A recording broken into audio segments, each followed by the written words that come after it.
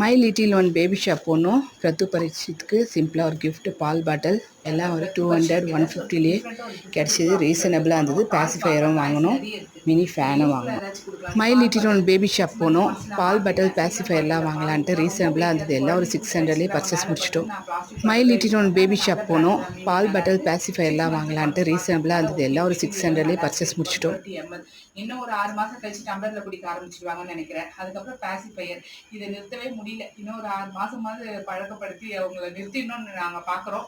இருந்தாலும் வாங்கிட்டேன். அது இல்லாம தூங்க மாட்டாங்க நைட்ல. அதனாலதான் சரி, எல்லாத்த விட இதை பார்த்துதான் அவங்க சந்தோஷப்படுவாங்க.